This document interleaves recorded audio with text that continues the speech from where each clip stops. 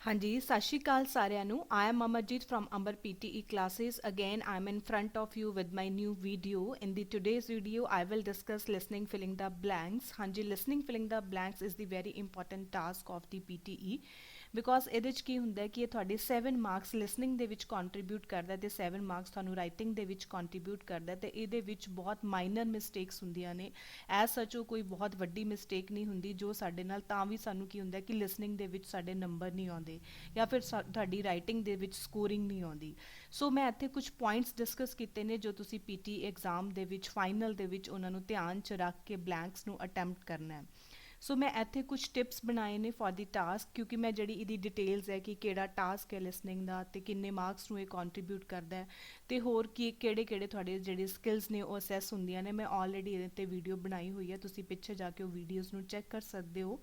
ਤਾਂ ਸਭ ਤੋਂ ਪਹਿਲਾਂ ਆਉਂਦੀ ਹੈ ਕਾਮਨ ਮਿਸਟੇਕਸ। ਤਾਂ ਕਾਮਨ ਮਿਸਟੇਕਸ ਕੀ ਹੁੰਦਾ ਹੈ ਕਿ ਤੁਹਾਡੇ ਕੋਲੋਂ ਜਦੋਂ ਤੁਹਾਡਾ ਫਰਸਟ ਟਾਸਕ ਮਤਲਬ ਲਿਸਨਿੰਗ ਦੇ ਟਾਸਕ ਕੰਪਲੀਟ ਹੋ ਗਿਆ, ਕਿਉਂਕਿ ਉਸ ਤੋਂ ਪਹਿਲਾਂ ਤੁਹਾਡੇ ਕੋਲ ਆਉਂਦਾ MCQ multiple answer. After that you will get 8 seconds and within 8 second the audio will start of the listening filling the blanks. So ਉਹਦੇ ਵਿੱਚ ਕੀ ਹੁੰਦਾ ਕਿ ਬੱਚੇ ਜਦੋਂ 8 ਸੈਕਿੰਡਸ ਹੁੰਦੇ ਨੇ ਤੁਹਾਡੇ ਕੋਲ ਤਾਂ ਬੱਚੇ ਵੈਸੇ ਆਪਣਾ ਦਿਮਾਗ ਇੱਧਰ ਉੱਧਰ ਜ਼ਿਆਦਾ ਘੁਮਾਉਂਦੇ ਨੇ। ਤਾਂ ਉਹਦੇ ਵਿੱਚ ਕੀ ਹੁੰਦਾ ਕਿ ਤੁਸੀਂ ਪਹਿਲਾਂ ਇਹ ਦੇਖ ਲਓ ਕਿ ਤੁਹਾਡੇ ਪੈਰਾਗ੍ਰਾਫ ਦੇ ਵਿੱਚ ਕਿੰਨੀਆਂ ਬਲੈਂਕਸ ਨੇ। ਪਲੱਸ ਤੁਸੀਂ ਆਈਡੀਆ ਅਗਰ ਲੈ ਸਕਦੇ ਹੋ ਤਾਂ ਬਹੁਤ ਬੈਟਰ ਹੈ, ਬਟ ਅਗਰ ਤੁਹਾਡੇ ਕੋਲ ਇੰਨਾ ਕੰਮ ਨਹੀਂ ਕਰ ਰਿਹਾ ਦਿਮਾਗ ਕਿ ਤੁਸੀਂ ਪੈਰਾਗ੍ਰਾਫ ਨੂੰ ਰੀਡ ਕਰ ਰਹੇ ਹੋ ਤਾਂ ਐਟਲੀਸਟ ਇੰਨਾ ਚੈੱਕ ਕਰ ਲਓ ਕਿ ਤੁਹਾਡੇ ਕੋਲ ਪੈਰਾਗ੍ਰਾਫ ਦੇ ਵਿੱਚ ਬਲੈਂਕਸ ਕਿੰਨੀਆਂ ਨੇ। ਕਿਉਂਕਿ ਜਦੋਂ ਤੁਸੀਂ ਨੋਟ ਡਾਊਨ ਕਰਦੇ ਹੋ ਪਲੱਸ ਜਦੋਂ ਤੁਸੀਂ ਉਹਨਾਂ ਨੂੰ ਅਟੈਂਪਟ ਕਰਦੇ ਹੋ ਤਾਂ ਤੁਹਾਨੂੰ ਕਈ ਵਾਰ ਹੁੰਦਾ ਕਿ ਤੁਹਾਡੇ ਕੋਲ ਕੋਈ ਬਲੈਂਕ ਮਿਸ ਹੋ ਗਈ ਜਾਂ ਫਿਰ ਤੁਹਾਨੂੰ ਇਹ ਨਹੀਂ ਪਤਾ ਲੱਗਿਆ ਕਿ ਤੁਸੀਂ ਕਿਹੜਾ ਆਪਸ਼ਨ ਕਿੱਥੇ ਲੈ ਕੇ ਜਾਣਾ ਹੈ। ਸੋ ਇਹ ਸਭ ਤੋਂ ਪਹਿਲਾਂ ਤੁਸੀਂ ਕਰਨਾ ਹੈ ਕਿ ਜਦੋਂ ਵਿਦਿਨ 8 ਸੈਕਿੰਡ ਮਤਲਬ ਤੁਸੀਂ ਉਸ ਪੈਰਾਗ੍ਰਾਫ ਨੂੰ ਸਕੈਨ ਕਰਕੇ ਇੱਕ ਆਈਡੀਆ ਲੈ ਲਓ ਕਿ ਉਹਦੇ ਵਿੱਚ ਕਿੰਨੀਆਂ ਬਲੈਂਕਸ ਨੇ। ਤੇ ਦੂਜੀ ਜਿਹੜੀ ਕਾਮਨ ਮਿਸਟੇਕ ਹੁੰਦੀ ਹੈ ਉਹ ਹੁੰਦੀ ਹੈ ਐਸ ਤੇ ES। ਮੀਨਸ ਤੁਸੀਂ ਕਿੱਥੇ ਸਿੰਗੂਲਰ ਤੇ ਐਸ ਯੂਜ਼ ਕਰ ਰਹੇ ਹੋ ਜਾਂ ਕਿੱਥੇ ਤੁਸੀਂ ES ਯੂਜ਼ ਕਰਨਾ ਹੈ। ਕਿਉਂਕਿ ਕਈ ਵਾਰ ਕੀ ਹੁੰਦਾ ਕਿ ਸਾਨੂੰ ਹਮੇਸ਼ਾ ਇਹ ਕੁਝ ਵਰਡਸ ਹੁੰਦੇ ਨੇ ਜਿਨ੍ਹਾਂ ਦੀ ਪ੍ਰੋਨੰਸੀਏਸ਼ਨ ਐਵੇਂ ਦੀ ਹੁੰਦੀ ਹੈ ਕਿ ਤੁਹਾਨੂੰ ਉਹਦੇ 'ਚ ਕਲੀਅਰ ਨਹੀਂ ਹੁੰਦਾ ਕਿ ਉਹਨੇ ਐਸ ਬੋਲਿਆ ਜਾਂ ਨਹੀਂ ਐਸ ਬੋਲਿਆ।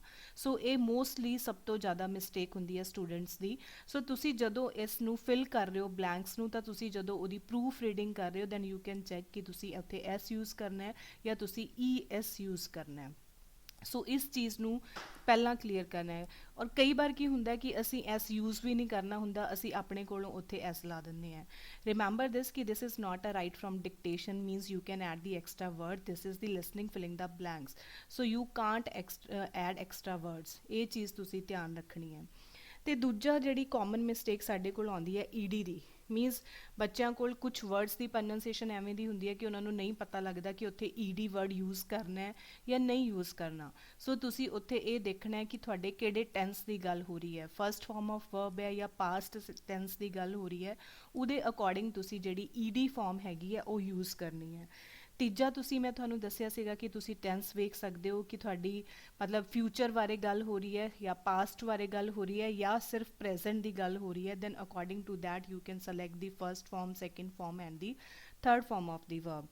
After that the common mistake is the ਕਿ ਤੁਸੀਂ ਜਿਹੜੀ ਫਨੈਟਿਕਸ ਨੇ ਮਤਲਬ ਉਹ ਤੁਸੀਂ ਕਿਹੜਾ ਫਨੈਟਿਕਸ ਲੈ ਕੇ ਉਹਨਾਂ ਨੂੰ ਫੋਲੋ ਕਰ ਰਹੇ ਹੋ। ਫॉर ਐਗਜ਼ਾਮਪਲ ਜਿਹੜਾ UK ਤੇ ਆਸਟ੍ਰੇਲੀਆ ਦਾ ਹੈਗਾ ਉਹਦੇ ਵਿੱਚ ਜਿਹੜੀ ਸਾਡੀ ਪ੍ਰੋਨੰਸੀਏਸ਼ਨ ਆਉਂਦੀ ਹੈ ਉਹ ਐਸ ਦੀ ਆਉਂਦੀ ਹੈ, ਬਟ ਅਗਰ ਤੁਸੀਂ ਕੈਨੇਡਾ ਜਾਂ US ਦੀ ਗੱਲ ਕਰ ਰਹੇ ਹੋ ਤਾਂ ਉਹਦੇ ਵਿੱਚ ਜਿਹੜਾ ਵਰਡ ਯੂਜ਼ ਹੋਏਗਾ ਉਹ Z ਨਾਲ ਯੂਜ਼ ਹੋਏਗਾ। ਫॉर ਐਗਜ਼ਾਮਪਲ ਕਿ ਤੁਸੀਂ ਐਨਾਲਾਈਜ਼ਿੰਗ ਦੀ ਗੱਲ ਕਰ ਰਹੇ ਹੋ ਤਾਂ ਐਨਾਲਾਈਜ਼ਿੰਗ UK ਤੇ ਆਸਟ੍ਰੇਲੀਆ ਦੇ ਵਿੱਚ ਉਹਦੇ ਜਿਹੜੇ ਸਪੈਲਿੰਗਸ ਹੋਣਗੇ ANALYSING। ਸੋ ਤੁਸੀਂ ਐਸ ਦੇ ਨਾਲ ਐਨਾਲਾਈਜ਼ਿੰਗ ਲਿਖੋਗੇ, but in case of Canada and USA ਉਹਦੇ ਵਿੱਚ ਤੁਸੀਂ ਉਹਨੂੰ Z ਦੇ ਨਾਲ ਲਿਖੋਗੇ। ਮਤਲਬ ਉਹਦੀ ਜਿਹੜੀ ਪ੍ਰੋਨੰਸੀਏਸ਼ਨ ਹੋਏਗੀ ਤੁਸੀਂ ਉਸ ਚੀਜ਼ 'ਤੇ ਫੋਕਸ ਕਰਨਾ ਕਿ ਉਹਨੇ ਐਨਾਲਾਈਜ਼ਿੰਗ ਕਿਹਾ ਹੈ ਜਾਂ ਐਨਾਲਾਈਜ਼ਿੰਗ, ਬਿਕੋਜ਼ ਜਿਹੜੀ ਦੋਨਾਂ ਦੀ ਪ੍ਰੋਨੰਸੀਏਸ਼ਨ ਹੈ ਉਹ ਸੇਮ ਹੈ। ਤਾਂ ਸਟੂਡੈਂਟਸ ਨੂੰ ਇਹ ਕਨਫਿਊਜ਼ਨ ਹੁੰਦੀ ਹੈ ਕਿ ਉਹ ਮਤਲਬ ਐਸ ਨਾਲ ਲਿਖ ਦੇਣ ਚਾਹੇ Z ਨਾਲ ਲਿਖ ਦੇਣ ਤਾਂ ਉਹਨਾਂ ਦੀ ਦੋਨੋਂ ਠੀਕ ਹੋਣਗੀਆਂ। ਫॉर ਐਗਜ਼ਾਮਪਲ ਜਿਵੇਂ ਕਲਰ ਦੇ ਸਪੈਲਿੰਗ ਨੇ, ਅਗਰ ਤੁਸੀਂ ਆਸਟ੍ਰੇਲੀਆ ਜਾਂ UK ਦੀ ਗੱਲ ਕਰੋ ਤਾਂ ਕਲਰ ਉਹ ਲਿਖਦੇ ਨੇ COLOUR, ਬਟ ਅਗਰ ਤੁਸੀਂ ਕੈਨੇਡਾ US ਦੀ ਗੱਲ ਕਰੋ ਤਾਂ ਉਹ ਲਿਖਦੇ ਨੇ COLOR। ਸੇਮ ਤੁਹਾਡਾ ਹੋ ਗਿਆ ਸੈਂਟਰ, ਮਤਲਬ UK ਤੇ ਆਸਟ੍ਰੇਲੀਆ ਦੇ ਵਿੱਚ ਸੈਂਟਰ ਹੈ CENTRE, ਬਟ ਉਹਦੇ ਵਿੱਚ ਹੈਗਾ CENTER। ਸੋ ਤੁਸੀਂ ਇਸ ਚੀਜ਼ ਦਾ ਧਿਆਨ ਰੱਖਣਾ ਹੈ, ਜੋ ਤੁਸੀਂ ਸਟਾਰਟਿੰਗ ਵਿੱਚ ਰਾਈਟਿੰਗ ਦੇ ਵਿੱਚ ਅਗਰ ਤੁਸੀਂ ਯੂਕੇ ਤੇ ਆਸਟ੍ਰੇਲੀਆ ਵਾਲੀ ਯੂਜ਼ ਕਰ ਰਹੇ ਹੋ ਤਾਂ ਤੁਸੀਂ ਉਹ ਵਾਲਾ ਮਤਲਬ ਉਹ ਵਾਲੇ ਫੋਨੈਟਿਕਸ ਯੂਜ਼ ਕਰਨੇ ਨੇ। ਅਗਰ ਤੁਸੀਂ ਕੈਨੇਡਾ ਜਾਂ ਯੂਐਸਏ ਦੇ ਨਾਲ ਜ਼ੈਡ ਵਾਲਾ ਉਹ ਚੀਜ਼ ਫੋਲੋ ਕਰ ਰਹੇ ਹੋ ਤਾਂ ਤੁਸੀਂ ਬਲੈਂਕਸ ਦੇ ਵਿੱਚ ਸਟਾਰਟਿੰਗ ਤੋਂ ਲੈ ਕੇ ਐਂਡ ਤੱਕ ਉਹੀ ਚੀਜ਼ ਫੋਲੋ ਕਰਨੀ ਹੈ। ਇਹ ਨਹੀਂ ਹੈਗਾ ਕਿ ਤੁਸੀਂ ਐਨਾਲਾਈਜ਼ਿੰਗ ਇੱਕ ਬਲੈਂਕ ਦੇ ਵਿੱਚ ਐਸ ਨਾਲ ਲਿਖਤਾ ਤੇ ਦੂਜੇ ਉਹਦੇ ਵਿੱਚ ਆਰਗੇਨਾਈਜ਼ਿੰਗ ਆ ਗਿਆ ਤਾਂ ਤੁਸੀਂ ਜ਼ੈਡ ਨਾਲ ਲਿਖ ਰਹੇ ਹੋ। ਅਗਰ ਤੁਸੀਂ ਦੋਨੋਂ ਡਿਫਰੈਂਟ ਲਿਖੋਗੇ ਤਾਂ ਤੁਹਾਡੇ ਸਪੈਲਿੰਗਸ ਗਲਤ ਹੋਣਗੇ, ਕਿਉਂਕਿ ਬੱਚਿਆਂ ਨੂੰ ਇਹ ਨਹੀਂ ਪਤਾ ਲੱਗਦਾ ਕਿ ਸਾਡੇ ਲਿਸਨਿੰਗ ਦੇ ਵਿੱਚ ਬਲੈਂਕਸ ਦੇ ਵਿੱਚ ਨੰਬਰ ਕੱਟ ਕਿੱਥੇ ਹੋਏ ਨੇ। ਸੋ ਇਹ ਚੀਜ਼ ਦਾ ਤੁਸੀਂ ਧਿਆਨ ਰੱਖਣਾ ਹੈ। ਅਗਰ ਤੁਸੀਂ ਯੂਕੇ ਆਸਟ੍ਰੇਲੀਆ ਦੀ ਫੋਲੋ ਕਰ ਰਹੇ ਹੋ ਤਾਂ ਤੁਸੀਂ ਐਸ ਜਾਂ ਸਪੈਲਿੰਗਸ ਦਾ ਧਿਆਨ ਰੱਖਣਾ ਹੈ, ਕਿਉਂਕਿ ਕਾਫੀ ਸਪੈਲਿੰਗਸ ਦਾ ਡਿਫਰੈਂਸ ਹੈਗਾ, ਜਿਵੇਂ ਕਲਰ ਹੋ ਗਿਆ, ਸੈਂਟਰ, ਐਨਾਲਾਈਜ਼ਿੰਗ, ਆਰਗੇਨਾਈਜ਼ਿੰਗ, ਫੁੱਲਫਿਲ। ਸੋ ਇਸ ਚੀਜ਼ ਦਾ ਤੁਸੀਂ ਧਿਆਨ ਰੱਖਣਾ ਹੈ। ਉਸ ਤੋਂ ਬਾਅਦ ਆਉਂਦਾ ਹੈ notes taking strategy. Notes taking strategy ਕੀ ਹੁੰਦੀ ਹੈ ਕਿ ਕੁਝ ਬੱਚੇ ਕੀ ਹੁੰਦੇ ਨੇ ਉਸ ਡਾਇਰੈਕਟਲੀ ਬਲੈਂਕਸ ਦੇ ਵਿੱਚ ਲਿਖਦੇ ਨੇ, ਬਟ ਕੁਝ ਸਟੂਡੈਂਟਸ ਹੁੰਦੇ ਨੇ ਕਿ ਉਹ ਨੋਟ ਡਾਊਨ ਕਰਦੇ ਨੇ। ਸੋ ਤੁਸੀਂ ਇਸ ਚੀਜ਼ ਦਾ ਧਿਆਨ ਰੱਖਣਾ ਹੈ, ਸਟਾਰਟਿੰਗ ਤੋਂ ਆਪਣੀ ਇੱਕ ਸਟ੍ਰੈਟਜੀ ਬਣਾਉਣੀ ਹੈ। ਇਹ ਨਹੀਂ ਹੈ ਕਿ ਤੁਸੀਂ ਪ੍ਰੈਕਟਿਸ ਦੇ ਟਾਈਮ ਕੁਝ ਹੋਰ ਕਰ ਰਹੇ ਹੋ, ਫਾਈਨਲ ਦੇ ਵਿੱਚ ਕੁਝ ਹੋਰ ਕਰ ਰਹੇ ਹੋ। ਸੋ ਜੋ ਤੁਹਾਡੀ ਸਟ੍ਰੈਟਜੀ ਹੈਗੀ ਜਿਹਦੇ ਵਿੱਚ ਤੁਸੀਂ ਕੰਫਰਟੇਬਲ ਹੋ, ਤੁਸੀਂ ਨੋਟਸ ਈਜ਼ਲੀ ਲੈ ਸਕਦੇ ਹੋ। ਇਹ ਕੋਈ ਵੇਸਟੇਜ ਆਫ ਟਾਈਮ ਨਹੀਂ ਹੈਗਾ ਕਿ ਤੁਸੀਂ ਬਲੈਂਕਸ ਦੇ ਵਿੱਚ ਡਾਇਰੈਕਟਲੀ ਲਿਖ ਦਿਓ, ਬਿਕੋਜ਼ ਅਗਰ ਤੁਸੀਂ ਡਾਇਰੈਕਟਲੀ ਬਲੈਂਕਸ ਦੇ ਵਿੱਚ ਫਿਲ ਕਰੋਗੇ ਤਾਂ ਤੁਹਾਡੇ ਉੱਥੇ ਚਾਂਸਿਸ ਨੇ ਕਿ ਤੁਸੀਂ ਕੋਈ ਨਾ ਕੋਈ ਬਲੈਂਕਸ ਉੱਥੇ ਮਿਸ ਕਰ ਸਕਦੇ ਹੋ, ਕਿਉਂਕਿ ਜਦੋਂ ਅਸੀਂ ਫਾਈਨਲ ਦੇ ਵਿੱਚ ਹੁੰਦੇ ਹਾਂ ਤਾਂ ਥੋੜੀ ਬਹੁਤੀ ਨਰਵਸਨੈਸ ਹੁੰਦੀ ਹੈ, ਤਾਂ ਸਾਨੂੰ ਸਪੈਲਿੰਗਸ ਪਤਾ ਹੁੰਦੇ ਨੇ ਤਾਂ ਵੀ ਸਾਡੀਆਂ ਮਿਸਟੇਕਸ ਹੋ ਜਾਂਦੀਆਂ ਨੇ। ਸੋ ਤੁਸੀਂ ਇਸ ਚੀਜ਼ ਦਾ ਧਿਆਨ ਰੱਖਣਾ ਹੈ ਕਿ ਤੁਸੀਂ ਪਹਿਲਾਂ ਜਦੋਂ ਵਿਦਿਨ 8 ਸੈਕਿੰਡ ਪੈਰਾਗ੍ਰਾਫ ਸਟਾਰਟ ਹੋ ਰਿਹਾ ਤਾਂ then put your cursor in the first blank and note down the blank answers. ਔਰ ਜੋ ਤੁਸੀਂ ਆਨਸਰਸ ਨੋਟ ਡਾਊਨ ਕਰਨੇ ਨੇ ਉਹ ਹਮੇਸ਼ਾ ਵਰਟੀਕਲ ਡਾਇਰੈਕਸ਼ਨ 'ਚ ਨੋਟ ਕਰਨੇ ਨੇ। ਇਹ ਮੈਂ ਲਿਖਿਆ ਹੋਇਆ ਪੁਆਇੰਟ ਕਿ ਤੁਸੀਂ ਆਪਣੇ ਆਨਸਰਸ ਵਰਟੀਕਲ ਡਾਇਰੈਕਸ਼ਨ ਵਿੱਚ ਹੀ ਨੋਟ ਕਰਨੇ ਨੇ। ਮੀਨਸ ਤੁਸੀਂ ਇੱਕ ਲਾਈਨ ਦੇ ਵਿੱਚ ਨਹੀਂ ਕਰਨੇ, first, second, third, fourth line ਦੇ ਵਿੱਚ ਉਹਨਾਂ ਨੂੰ ਨੋਟ ਡਾਊਨ ਕਰਨਾ ਹੈ। ਇਹਦਾ ਰੀਜ਼ਨ ਸਿਰਫ ਇੰਨਾ ਹੀ ਹੈ ਕਿ ਫॉर एग्जांपल ਤੁਹਾਡੇ ਕੋਲ 6 ਬਲੈਂਕਸ ਨੇ within the 1 paragraph and in case you miss 1 blank, then ਉੱਥੇ ਤੁਸੀਂ ਉਹਨੂੰ ਡੈਸ਼ ਪਾ ਦਿਓ ਕਿ ਤੁਹਾਨੂੰ ਨਹੀਂ ਸਮਝ ਆਇਆ, ਕਿਉਂਕਿ ਜਦੋਂ ਤੁਸੀਂ ਲਿਖਦੇ ਹੋ ਤਾਂ ਤੁਹਾਨੂੰ ਇਹ ਨਹੀਂ ਪਤਾ ਲੱਗਦਾ ਕਿ ਤੁਸੀਂ ਜਿਹੜੀ ਬਲੈਂਕ ਮਿਸ ਕਰੀ ਹੈ ਉਹ ਕਿਹੜੇ ਬਲੈਂਕ ਨੰਬਰ 'ਤੇ ਮਿਸ ਕਰੀ ਹੈ ਜਦੋਂ ਤੁਸੀਂ ਹੌਰੀਜ਼ੈਂਟਲੀ ਲਿਖਦੇ ਹੋ। ਸੋ ਜੋ ਇਨ ਕੇਸ ਜੇ ਤੁਹਾਡੇ ਕੋਲੋਂ ਕੋਈ ਬਲੈਂਕ ਮਿਸ ਹੋ ਗਈ ਤਾਂ ਉੱਥੇ ਡੈਸ਼ ਪਾ ਦਿਓ ਅਤੇ ਉਸ ਤੋਂ ਬਾਅਦ ਉਹਨੂੰ ਅੱਗੇ ਲਿਖਣਾ ਕੰਟੀਨਿਊ ਕਰ ਦਿਓ। ਸੋ ਇਹ ਚੀਜ਼ ਥੋੜ੍ਹੀ ਤੁਹਾਡੇ ਲਈ ਬੈਟਰ ਰਹੇਗੀ, ਕਿਉਂਕਿ ਤੁਹਾਡੇ ਕੋਲ ਇੰਨਾ ਟਾਈਮ ਨਹੀਂ ਹੁੰਦਾ ਕਿ ਤੁਸੀਂ ਉੱਥੇ ਸੋਚਣ ਬੈਠ ਜਾਓ ਕਿ ਇਹ ਬਲੈਂਕ ਇੱਥੇ ਆਉਣੀ ਹੈ, ਸੈਕਿੰਡ ਦੇ ਵਿੱਚ ਆਉਣੀ ਹੈ, ਥਰਡ ਲਾਈਨ ਦੇ ਵਿੱਚ ਆਉਣੀ ਹੈ, ਕਿਉਂਕਿ 5 to 6 ਬਲੈਂਕਸ ਤਾਂ ਆਉਣਗੀਆਂ ਹੀ ਆਉਣਗੀਆਂ ਇੱਕ ਪੈਰਾਗ੍ਰਾਫ ਦੇ ਵਿੱਚ। ਅਤੇ ਦੂਜਾ ਹੈਗਾ keep your eyes on screen and hands on the notepad. Means ਤੁਸੀਂ ਆਪਣੀਆਂ ਆਈਜ਼ ਸਕਰੀਨ 'ਤੇ ਹੀ ਰੱਖਣੀਆਂ ਨੇ, ਕਿਉਂਕਿ ਬੱਚੇ ਕੀ ਕਰਦੇ ਨੇ, ਉਹਨਾਂ ਨੇ ਫਰਸਟ ਬਲੈਂਕ ਸੁਣੀ ਫਿਰ ਉਹ ਹੇਠਾਂ ਦੇਖ ਕੇ ਲਿਖਣਾ ਸਟਾਰਟ ਕਰ ਦਿੰਦੇ ਨੇ। ਸੋ ਉਹਦੇ ਵਿੱਚ ਕੀ ਹੁੰਦਾ ਹੈ ਕਿ ਤੁਹਾਡੀ ਫਰਸਟ ਤੇ ਸੈਕਿੰਡ ਬਲੈਂਕ ਦੇ ਵਿੱਚ ਕੋਈ ਜ਼ਿਆਦਾ ਡਿਫਰੈਂਸ ਨਹੀਂ ਹੁੰਦਾ, ਤਾਂ ਤੁਹਾਡੀ ਕੋਈ ਨਾ ਕੋਈ ਬਲੈਂਕ ਮਿਸ ਹੋਣ ਦੇ ਚਾਂਸਿਸ ਬਣ ਹੀ ਜਾਂਦੇ ਨੇ, ਕਿਉਂਕਿ ਜਦੋਂ ਤੁਸੀਂ ਮੂੰਹ ਚੱਕ ਕੇ ਨੈਕਸਟ ਵਾਲੀ ਦੇਖਣੀ ਹੈ ਕਿ ਹਾਂ ਹੁਣ ਸੈਕਿੰਡ ਦੇ ਪਹੁੰਚ ਗਿਆ ਤਾਂ ਇੰਨੇ ਨੂੰ ਜਿਹੜਾ ਸਪੀਕਰ ਹੈ ਉਹਨੇ ਥਰਡ 'ਤੇ ਪਹੁੰਚ ਜਾਣਾ। ਕਿਉਂਕਿ ਮੈਂ ਤੁਹਾਨੂੰ ਆਲਰੇਡੀ ਪਹਿਲਾਂ ਵੀ ਦੱਸ ਚੁੱਕੀ ਹਾਂ ਕਿ ਜਿਹੜਾ ਇੱਥੇ ਸਪੀਡ ਹੋਏਗੀ ਆਡੀਓ ਦੀ ਉਹ ਫਾਸਟ ਹੋਏਗੀ as compare to the speed in the speaking section. So ਇਸ ਚੀਜ਼ 'ਤੇ ਤੁਸੀਂ ਫੋਕਸ ਰੱਖਣਾ ਹੈ ਕਿ keep your eyes on screen and hands on the notepad. ਅਗਰ ਤੁਸੀਂ ਇੱਦਾਂ ਦੇਖ ਰਹੇ ਹੋ ਕਿ ਮੈਂ ਇੱਕ ਸੁਣ ਲਈ ਫਿਰ ਲਿਖ ਲਿਆ ਫਿਰ ਦੇਖ ਲਈ ਤਾਂ ਤੁਸੀਂ ਆਡੀਓ ਨੂੰ ਰਿਪੀਟ ਨਹੀਂ ਕਰ ਸਕਦੇ। Keep in this thing mind ਕਿ ਤੁਸੀਂ ਆਡੀਓ ਨਹੀਂ ਰਿਪੀਟ ਕਰ ਸਕਦੇ। ਸੋ ਨੈਕਸਟ ਹੈ ਨੋਟ ਡਾਊਨ ਇਨ ਦੀ ਵਰਟੀਕਲ ਡਾਇਰੈਕਸ਼ਨ। ਨੈਕਸਟ ਹੈ ਯੂਜ਼ ਗ੍ਰਾਮਰ, ਕੋਲੋਕੇਸ਼ਨ ਐਂਡ ਵਕੈਬਲਰੀ। ਜਿੱਥੇ ਤੁਹਾਨੂੰ ਲੱਗ ਰਿਹਾ ਕਿ ਗ੍ਰਾਮਰ, ਕੋਲੋਕੇਸ਼ਨ ਅਤੇ ਵਕੈਬਲਰੀ ਦਾ ਯੂਜ਼ ਹੋ ਰਿਹਾ, ਯੂਜ਼ ਹੁੰਦਾ ਹੈ, ਕਿਉਂਕਿ ਕੋਲੋਕੇਸ਼ਨ ਦੀ ਇੱਕ ਲਿਸਟ ਬਣੀ ਹੋਈ ਹੈ, ਪੀਟੀ ਦੀ ਆਪਣੀ ਲਿਸਟ ਹੈ, ਬਟ ਇੰਗਲਿਸ਼ ਦੀ ਆਪਣੀ ਲਿਸਟ ਹੈ। ਸੋ ਤੁਸੀਂ ਉਹਨਾਂ ਕੋਲੋਕੇਸ਼ਨਸ ਨੂੰ ਯਾਦ ਕਰਨਾ, ਆਪਣੀ ਵਕੈਬਲਰੀ ਨੂੰ ਇੰਪਰੂਵ ਕਰਨਾ ਹੈ। ਸੋ ਗ੍ਰਾਮਰ ਦੀ ਉਹੀ ਗੱਲ ਹੈ ਕਿ ਤੁਹਾਡੇ ਕੋਲ ਕੋਈ ਪ੍ਰੈਪੋਜੀਸ਼ਨ ਆ ਰਹੀ ਹੈ then first form of verb use ਹੋਏਗੀ। ਸਿਮਿਲਰਲੀ ਮਤਲਬ ਤੁਹਾਡੇ ਕੋਲ ਪ੍ਰੈਜ਼ੈਂਟ ਹੈ ਤਾਂ ਫਸਟ ਫਾਰਮ ਆਫ ਵਰਬ ਹੋਗੀ, ਪਾਸਟ ਦੀ ਗੱਲ ਹੋ ਰਹੀ ਹੈ ਤਾਂ ਤੁਹਾਡੀ ਲਾਸਟ ਫਾਰਮ ਆਫ ਵਰਬ ਹੋਗੀ, ਸੈਕਿੰਡ ਫਾਰਮ ਹੋਗੀ। ਸੋ ਤੁਸੀਂ ਗ੍ਰਾਮਰ 'ਤੇ ਵੀ ਫੋਕਸ ਕਰਨਾ ਹੈ in the listening filling the blanks. ਇਹ ਚੀਜ਼ ਦਾ ਤੁਸੀਂ ਖਾਸ ਕਰਕੇ ਧਿਆਨ ਰੱਖਣਾ ਹੈ। ਨੈਕਸਟ ਹੈ ਨੋ ਨੈਗੇਟਿਵ ਮਾਰਕਿੰਗ। ਇਟ ਮੀਨਸ ਕਿ ਜੇ ਤੁਹਾਨੂੰ ਲੱਗਦਾ ਹੈ ਕਿ ਤੁਹਾਡੇ ਕੋਲ ਇੱਕ ਅੱਧੀ ਆਪਸ਼ਨ ਜਿਹੜੀ ਹੈਗੀ ਹੈ, ਇੱਕ ਅੱਧੀ ਬਲੈਂਕ ਤੁਸੀਂ ਨੋਟ ਡਾਊਨ ਨਹੀਂ ਕਰ ਸਕੇ, ਮਤਲਬ ਤੁਹਾਡੇ ਕੋਲੋਂ ਨਹੀਂ ਨੋਟ ਡਾਊਨ ਹੋਈ, ਤਾਂ ਤੁਸੀਂ ਉਹਦੇ 'ਤੇ ਗੈਸ ਲਾ ਸਕਦੇ ਹੋ ਕਿ ਇੱਥੇ ਕਿਹੜਾ ਵਰਡ ਆ ਸਕਦਾ ਹੈ। ਫॉर एग्जांपल ਅਗਰ ਤੁਹਾਨੂੰ ਐਸ ਜਾਂ ਈ ਐਸ ਜਾਂ ਈ ਡੀ ਦੇ ਵਿੱਚ ਕੋਈ ਪ੍ਰੋਬਲਮ ਹੈਗੀ ਹੈ ਕਿ ਮਤਲਬ ਮੈਂ ਇੱਥੇ ਐਸ ਜਾਂ ਈ ਐਸ ਯੂਜ਼ ਕਰਾਂ ਜਾਂ ਈ ਡੀ ਯੂਜ਼ ਕਰਾਂ ਜਾਂ ਨਹੀਂ ਕਰਾਂ, ਸੋ ਤੁਸੀਂ ਉੱਥੇ ਗੈਸ ਆਪਣਾ ਲੌਜਿਕ ਯੂਜ਼ ਕਰ ਸਕਦੇ ਹੋ because there is no negative marking. ਜੇ ਤੁਸੀਂ ਗਲਤ ਵੀ ਉੱਥੇ ਫਿਲ ਕਰਤਾ ਤਾਂ ਤੁਹਾਡੇ ਕੋਈ ਮਾਰਕਸ ਡਿਡਕਟ ਨਹੀਂ ਹੋਣਗੇ। ਜਿੰਨੇ ਤੁਹਾਡੇ ਐਕਚੁਅਲ 'ਚ ਠੀਕ ਨੇ ਉਹ ਤੁਹਾਨੂੰ ਮਾਰਕਸ ਮਿਲਣਗੇ, ਕਿਉਂਕਿ ਪਹਿਲਾਂ ਵੀ ਜੋ ਐਕਚੁਅਲ 'ਚ ਠੀਕ ਸੀ ਉਹਨਾਂ ਦੇ ਮਾਰਕਸ ਮਿਲ ਰਹੇ ਸੀ। ਨੈਕਸਟ ਹੁੰਦਾ proof reading. Proof reading is very important in case of writing section, ਕਿਉਂਕਿ ਇਹਦੇ ਵਿੱਚ ਕੀ ਹੁੰਦਾ ਕਿ ਬੱਚਿਆਂ ਨੇ ਜਿਹੜੇ ਸਪੈਲਿੰਗ ਆਪਣੀ ਨੋਟ ਕਾਪੀ 'ਤੇ ਲਿਖੇ ਹੁੰਦੇ ਨੇ, ਨੋਟ ਕੀਤੇ ਹੁੰਦੇ ਨੇ, ਉਹ ਐਕਚੁਅਲ 'ਚ ਠੀਕ ਹੁੰਦੇ ਨੇ, ਬਟ ਜਦੋਂ ਉਹ ਕਾਹਲੀ ਦੇ ਵਿੱਚ ਉੱਥੇ ਫਿਲ ਕਰਦੇ ਨੇ ਤਾਂ ਉਹਨਾਂ ਦੇ ਗਲਤ ਹੁੰਦੇ ਨੇ। ਮੋਸਟਲੀ ਇਹ ਬੱਚਿਆਂ ਨਾਲ ਹੁੰਦਾ ਹੈ। ਫੋਰ ਐਗਜ਼ਾਮਪਲ ਤੁਸੀਂ ਕੋਈ ਵੀ ਵਰਡ ਹੈਗਾ ਤਾਂ ਤੁਸੀਂ ਆਪਣੀ ਕਾਪੀ 'ਤੇ ਉਹਨੂੰ ਠੀਕ ਲਿਖ ਲਿਆ, ਬਟ ਜਦੋਂ ਤੁਸੀਂ ਉੱਥੇ ਲਿਖਣ ਲੱਗੇ ਤਾਂ ਉਹ ਤੁਹਾਡਾ ਗਲਤ ਹੋ ਗਿਆ। ਸੋ ਇਸ ਚੀਜ਼ ਵਾਸਤੇ ਤੁਸੀਂ ਪ੍ਰੂਫ ਰੀਡਿੰਗ ਜ਼ਰੂਰ ਕਰਨੀ ਹੈ। ਕੁਛ ਨਾ ਕੁਛ ਟਾਈਮ ਇੱਦਾਂ ਲੈ ਕੇ ਚੱਲਣਾ ਕਿ ਤੁਹਾਡੇ ਕੋਲ ਵਿਦਿਨ 1 ਮਿੰਟ ਤੁਸੀਂ ਉਹਦੀ ਪ੍ਰੂਫ ਰੀਡਿੰਗ ਕਰ ਲਓ ਕਿ ਤੁਹਾਡੇ ਸਪੈਲਿੰਗਸ ਕਰੈਕਟ ਨੇ। ਅਗਰ ਤੁਹਾਨੂੰ ਲੱਗਦਾ ਕੋਈ ਗਲਤੀ ਹੈ ਤਾਂ ਤੁਸੀਂ ਉਹਨੂੰ ਠੀਕ ਕਰ ਸਕਦੇ ਹੋ, ਬਟ ਉਸ ਤੋਂ ਬਾਅਦ ਵੀ ਤੁਸੀਂ ਚੈੱਕ ਕਰਨਾ ਹੈ ਕਿ ਜੋ ਤੁਸੀਂ ਸੈਂਟੈਂਸ ਦੇ ਵਿੱਚ ਫਿਲ ਕੀਤਾ ਤਾਂ ਉਹਦਾ ਤੁਹਾਡਾ ਕੋਈ ਲੌਜਿਕ ਬਣ ਰਿਹਾ ਜਾਂ ਨਹੀਂ ਬਣ ਰਿਹਾ। ਸੋ ਇਹਨਾਂ ਚੀਜ਼ਾਂ ਦਾ ਤੁਸੀਂ ਧਿਆਨ ਰੱਖਣਾ ਹੈ during listening filling the blanks. Let's do some examples.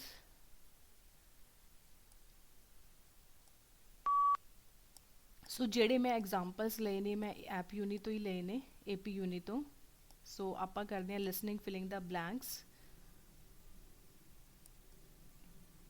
Brad, as I was saying, Professor Mitchell. So ਮੈਂ Lisa. ਫਸਟ ਹੀ ਬਲੈਂਕ Oh, ਲੈ ਰਹੀ ਹਾਂ। please call me Lisa. Brad, as I was saying, Professor Mitchell. Lisa. Oh, please call me Lisa. Brad. Yes, well, Lisa. Well, I'm still trying to get my head around the choice of electives for the optional part of the third-year program. I was thinking of taking personal taxation law and company tax, together with the extra 5 credit point course on goods and services and VAT-type taxes, but I'm a bit concerned that I'm going to pigeonhole myself too early in the course. Lisa. Yeah. Brad. As you know, there are going to be interviews for summer clerkships coming up, and I really don't want to come across as too focused on certain areas that a lot of firms don't even do, have a practice in. Lisa. Well, don't forget, only about 25% of the course at this stage is elective-based, and you'll still have that core of subjects: crim, legal institutions, evidence, property law, general commercial, and FedCom law, all of which would be of interest to a lot of firms. So if I were you, which I'm not, I'd really just go with what my interests are and enjoy the chance to undertake some work in an area that I'm motivated to pursue. Don't you think? There's an awful lot of time in this profession where you'll be undertaking long, stressful hours on projects that don't really interest you as much. First ਜਿਹੜੀ ਹੈਗੀ ਆ ਉਹਦੇ ਵਿੱਚ ਮੈਨੂੰ elective ਸੁਣਿਆ। Next is the concerned, I am bit concerned. Next is the interviews.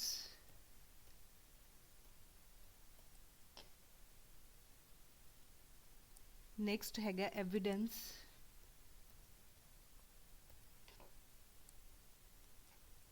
Next is motivated.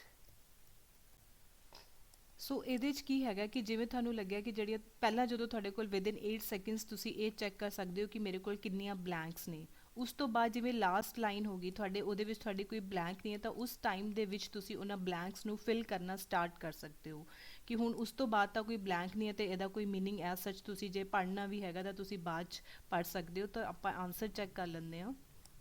ਸੋ ਇਹ answer ਸੀਗੇ। ਹੁਣ ਮੈਂ ਜਿਹੜੀ ਤੁਹਾਨੂੰ ਮਿਸਟੇਕ ਦੱਸੀ ਸੀਗੀ ਕਿ ਜਿਹੜੀ ਬੱਚਿਆਂ ਕੋਲੋਂ ਮਿਸਟੇਕਸ ਹੁੰਦੀ ਹੈ ਤਾਂ ਉਹ ਮੈਂ ਪੈਰਾਗ੍ਰਾਫ ਐਵੇਂ ਦਾ ਹੀ ਲਿਆ ਕਿ ਜਿਵੇਂ ਇੱਥੇ ਆਪਣੇ ਕੋਲ ਚੋਇਸ ਆਫ ਇਲੈਕਟਿਵਸ ਹੋ ਗਿਆ।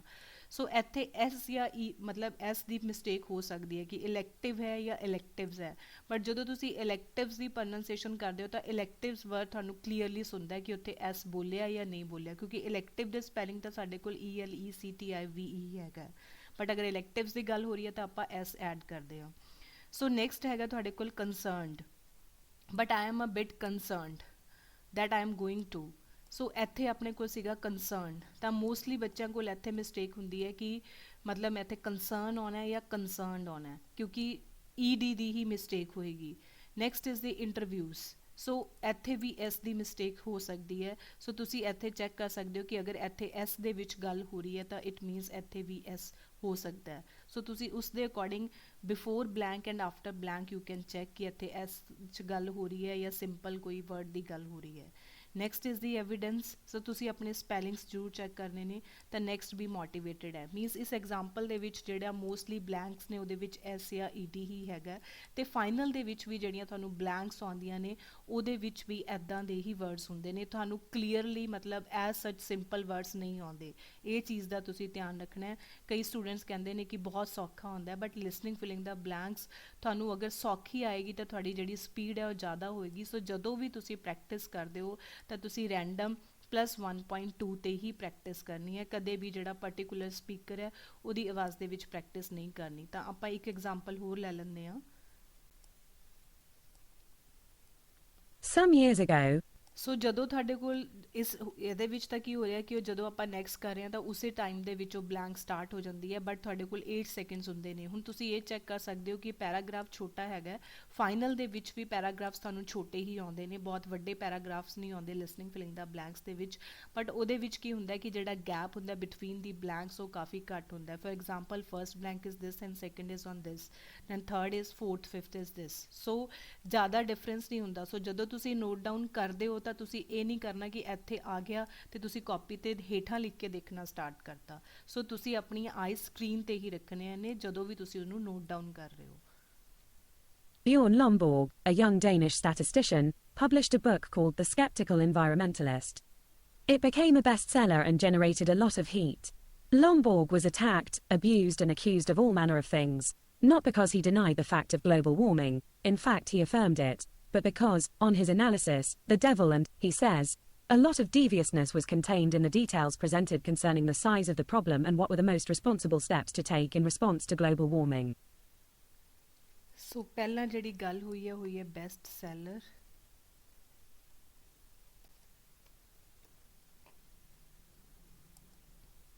accused,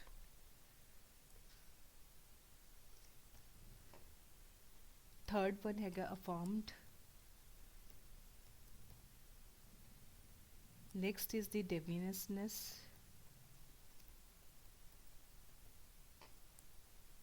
last ਹੈਗਾ responsible।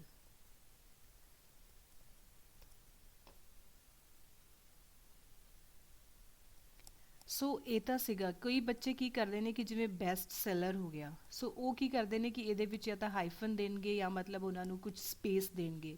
ਸੋ ਤੁਸੀਂ ਸਪੇਸ ਦੇ ਕੇ ਤਾਂ ਕਦੇ ਵੀ ਨਹੀਂ ਲਿਖਣਾ, ਤੁਸੀਂ ਹਾਈਫਨ ਦੇ ਕੇ ਲਿਖ ਸਕਦੇ ਹੋ। ਬਟ ਬੈਸਟ ਸੈਲਰ ਅਗਰ ਤੁਸੀਂ ਉਹਦੀ ਪ੍ਰੋਨੰਸੀਏਸ਼ਨ ਦੇ ਵਿੱਚ ਆਡੀਓ ਦੇ ਵਿੱਚ ਕਿ ਉਹ ਕਿਵੇਂ ਪ੍ਰੋਨਾਊਂਸ ਕਰ ਰਿਹਾ ਤੁਸੀਂ ਉਹਦੇ ਅਕੋਰਡਿੰਗ ਦੇਖਣਾ ਕਿ ਉੱਥੇ ਗੈਪਿੰਗ ਹੈ ਜਾਂ ਨਹੀਂ ਹੈਗੀ। ਸੋ ਤੁਸੀਂ ਉਸੇ ਹਿਸਾਬ ਨਾਲ ਲਿਖਣਾ ਹੈ।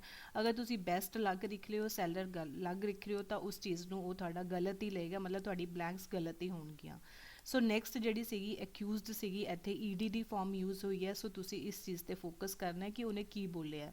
ਨੈਕਸਟ ਅਫਰਮਡ ਹੈ, ਅਗੇਨ ਇੱਥੇ ਈਡੀ ਦੀ ਗੱਲ ਹੋ ਰਹੀ ਹੈ। ਸੋ ਇਸ ਚੀਜ਼ ਦਾ ਵੀ ਤੁਸੀਂ ਧਿਆਨ ਰੱਖਣਾ ਹੈ। ਤੇ ਲਾਸਟ ਵਾਲੀ ਰਿਸਪੌਂਸਿਬਲ ਹੈ। ਤੇ ਇੱਕ ਹੋਰ ਪੁਆਇੰਟ ਹੈਗਾ ਜੋ ਕਿ ਇੱਥੇ ਹਲੇ ਬਲੈਂਕ ਮੇਰੇ ਕੋਲ ਆਈ ਨਹੀਂ ਹੈਗੀ, ਇੱਦਾਂ ਦੀ ਕੋਈ ਬਲੈਂਕ। ਸੋ ਜਿਵੇਂ ਤੁਹਾਡੀ ਕੋਈ ਲਾਈਨ ਖਤਮ ਹੋ ਗਈ, ਮੰਨ ਲਓ ਤੁਹਾਡੇ ਕੋਲ ਕੋਈ ਫੁੱਲ ਸਟਾਪ ਆ ਗਿਆ, ਜਿਵੇਂ ਇੱਥੇ ਆ ਗਿਆ ਇਨਵਾਇਰਮੈਂਟਲਿਸਟ ਦੀ ਗੱਲ ਹੋ ਰਹੀ ਹੈ ਤਾਂ ਇੱਥੇ ਫੁੱਲ ਸਟਾਪ ਆ ਗਿਆ। ਤਾਂ ਅਗਰ ਫੁੱਲ ਸਟਾਪ ਤੋਂ ਬਾਅਦ ਤੁਹਾਡੇ ਕੋਲ ਕੋਈ ਵੀ ਬਲੈਂਕ ਹੈਗੀ ਹੈ ਤਾਂ ਉਹ ਹਮੇਸ਼ਾ ਕੈਪੀਟਲ ਲੈਟਰ ਤੋਂ ਸਟਾਰਟ ਹੋਏਗੀ। ਮੰਨ ਲਓ ਇੱਥੇ ਇਟ ਆਉਣਾ ਹੈ ਤਾਂ ਤੁਹਾਡੇ ਕੋਲ ਆਈ ਜਿਹੜਾ ਹੋਏਗਾ ਉਹ ਕੈਪੀਟਲ ਹੋਏਗਾ। ਫੋਰ ਐਗਜ਼ਾਮਪਲ ਅਗਰ ਆਪਾਂ ਫਰਸਟ ਵਰਡ ਦੀ ਗੱਲ ਕਰ ਰਹੇ ਹਾਂ, ਵੈਸੇ ਫਰਸਟ ਕਦੇ ਵੀ ਮਿਸਿੰਗ ਨਹੀਂ ਹੁੰਦਾ, ਬਹੁਤ ਘੱਟ ਚਾਂਸਿਸ ਨੇ, 1% ਚਾਂਸਿਸ ਨੇ ਕਿ ਫਰਸਟ ਬਲੈਂਕ ਮਿਸ ਹੋਏਗੀ। ਸੋ ਇੱਥੇ ਅਗਰ ਸਮ ਈਅਰਸ ਹੋ ਗਿਆ ਤਾਂ ਸਮ ਦੀ ਗੱਲ ਹੋ ਰਹੀ ਹੈ ਤਾਂ ਐਸ ਹਮੇਸ਼ਾ ਕੈਪੀਟਲ ਲੈਟਰ 'ਚ ਆਏਗਾ। ਆਫਟਰ ਬਲੈਂਕਸ ਅਗਰ ਕੋਈ ਲਾਈਨ ਸਟਾਰਟ ਹੋ ਰਹੀ ਹੈ ਤਾਂ ਤੁਸੀਂ ਇਸ ਚੀਜ਼ ਦਾ ਧਿਆਨ ਰੱਖਣਾ ਹੈ ਕਿ ਤੁਸੀਂ ਉੱਥੇ ਕੈਪੀਟਲ ਲੈਟਰ ਹੀ ਯੂਜ਼ ਕਰਨਾ ਹੈ, ਕਿਉਂਕਿ ਆਪਾਂ ਕਾਹਲੀ ਦੇ ਵਿੱਚ ਇਹ ਮਿਸਟੇਕ ਕਰਦੇ ਹਾਂ ਕਿ ਆਪਾਂ ਇਹ ਨਹੀਂ ਦੇਖਦੇ ਕਿ ਉੱਥੇ ਫੁੱਲ ਸਟਾਪ ਆ ਗਿਆ। ਸੋ ਆਫਟਰ ਫੁੱਲ ਸਟਾਪ ਅਗਰ ਲਾਈਨ ਸਟਾਰਟ ਹੋ ਰਹੀ ਹੈ then always use capital letter.